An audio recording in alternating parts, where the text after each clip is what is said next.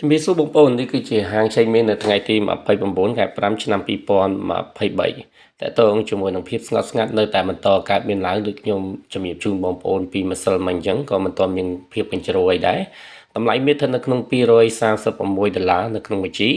ហើយតម្លៃអោនគឺ$1944.20តម្លៃតម្លឹងបងប្អូនអាចឃើញនៅក្នុងតម្លៃ$2362.74សេននៅក្នុង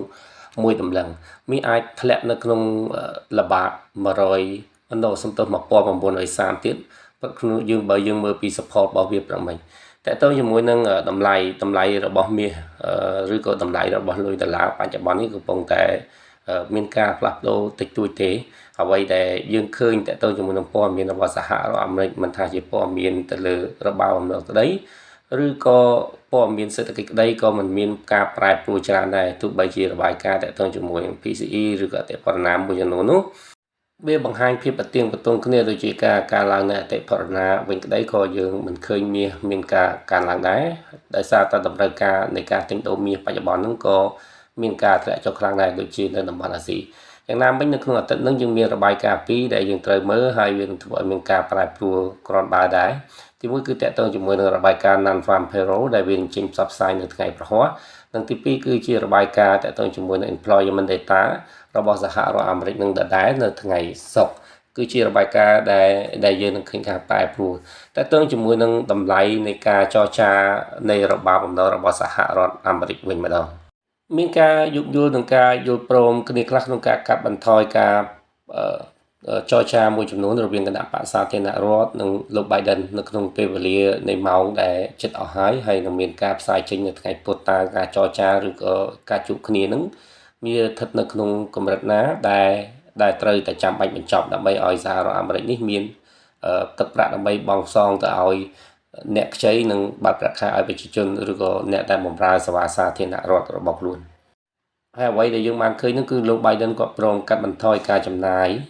របស់ខ្លួនមួយចំនួនហើយក៏នឹងព្រមលើកនៅរបាំបំណុលមានការចរចាក្នុងការលើករបាំបំណុលហ្នឹងឲ្យមានភាពសុពលភាពរហូតដល់ទៅ2ឆ្នាំក្នុងការចរចាគឺមុនការបោះឆ្នោតទៅទៀតយ៉ាងណាមិញវា last minute ទៅហើយយើងក៏នឹងមើលថាតើនឹងមានអីកើតឡើងដែរហើយសម្រាប់តម្លៃមាសបងប្អូនតើ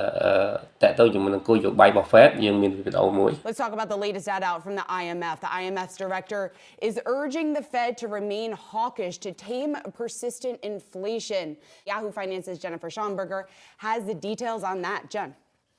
Good afternoon, Shauna. IMF Managing Director Kristalina Georgieva saying today she thinks the U.S. can avoid a recession this year and that the Federal Reserve will need to raise rates again and hold them at that level until later next year. Amid persistent inflation, the IMF out with a brand new report today on the outlook for the U.S. economy, saying that the Fed needs to raise rates by another quarter percentage point to bring them up to a range to 5.25% to 5.5%. That would be up from the current range of 5 to 5.25. I asked Georgieva about that in a press conference earlier this afternoon. She seemed to suggest there could be upside to that, telling me, quote, inflation remains stubbornly high. PCE is telling us that the job is not quite yet done. She went on to say, frankly, we need to continue to follow the data and see how much it would take to bring inflation back down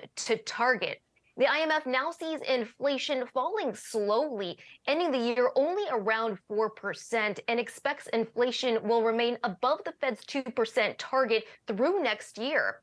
Georgieva met with Treasury Secretary Yellen and Fed Chair Jay Powell this morning. When I asked her how the meetings went, she told me there was, quote, significant convergence between the views of the Fed and the administration and of what the IMF is suggesting. នៅក្នុងវីដេអូទាំងមូលនេះគឺនិយាយអំពីអ្វីដែលវា possible ក្នុងការកាត់ឡើងដែលវាអាចកាត់ឡើងចំពោះ Fed គឺមានការឲ្យ recommendation ពី IMF ស្ថាប័នរូបិយប័ណ្ណពិភពលោកហ្នឹងគឺព្យាយាមឲ្យធនាគារកណ្ដាលសហរដ្ឋអាមេរិកនឹងរក្សានៅអត្រាការប្រាក់របស់ខ្លួននៅកម្រិតខ្ពស់ 5.25% ឬក៏មានការដំឡើងរហូតដល់ 5.5% ដើម្បីទប់ស្កាត់នៅអតិផរណាដោយសារតែអតិផរណាវានៅតែខ្លាំងនៅឡើយគឺ 4% ហើយបើងាកមើលទៅ GDP របស់សហរដ្ឋអាមេរិកប្រចាំឆ្នាំនោះគឺបានតែ 1.2 សម្រាប់តែន័យបើសិនក៏បងប្អូនអាចមើលក្នុងវីដេអូមិញណា ហើយនៅក្នុងនោះក៏និយាយអំពីនៅរបាយការណ៍ងារប្រចាំឆ្នាំរហូតដល់ឆ្នាំ2024ផងដែរដូចនេះយើងនឹងឃើញចលនារបស់ Fed នៅខែក្រោយនេះនៅថ្ងៃ14 15នឹងមានទំនោរនៃការឡើងអត្រាការប្រាក់ច្រើនសរុបមកវិញតើបងប្អូនសួរថាទៅគួរទិញមាសពីឥឡូវទៅឬក៏បែបមិនចង់ជំរាបបងប្អូនថាមាសឥឡូវវាបងប្អូនតែឥឡូវវាឃើញតម្លៃឥឡូវហ្នឹងឯងតែបងប្អូនអាចចាំតិចវាអាចឃើញតម្លៃក្រោមហ្នឹងនេះជាអ្វីពីខ្ញុំទេតែបងប្អូនអាចសម្រេចចិត្តបានព្រោះខ្ញុំដឹងថាបងប្អូនស្ដាប់ព័ត៌មានច្រើនអ្នកដែលគាត់វិនិយោគមាសអញ្ចឹងណាហើយជារួមបច្ចុប្បន្ននេះគឺអ្នកដែលនិយាយអំពីថាមាសឡើងថ្លៃដែលជាគ្រូឬក៏ជា master បងប្អូនហ្នឹងណាហើយដែលនិយាយថាមាសនឹងឡើងថ្លៃរហូតដល់លើស$2000ដុល្លារនៅក្នុងមួយអោនហ្នឹងមានច្រើនគ្នាអាហ្នឹងអាស្រ័យទៅលើបងប្អូនទេបងប្អូនគិតខ្លួនឯងថាតើគួរទិញពីឥឡូវឬក៏បែបមិនតែខ្ញុំចង់ជំរាបបងប្អូនទោះបីជាមាសឡើងក៏អត់កញ្ជ្រោដែរបច្ចុប្បន្នហ្នឹងណាព្រោះតម្រូវការវាស្ទើរតែអស់ហើយទី1ទី2វាឡើងផុត record របស់វាក៏វាស្ទើរតែអស់ដែរទី3តើតើជាមួយនឹងគុណភាពនៃសេដ្ឋកិច្ចរបស់សហរដ្ឋអាមេរិកបច្ចុប្បន្នក៏វារឹងមកវិញដែរវាក៏មិនជាពេលវេលាដែលគេទូទាយដែរមិនជាត្រីមាសទី3ទេនេះគឺជាអ្វីខ្ញុំជូនបងប្អូនបានអរគុណជំរាបលា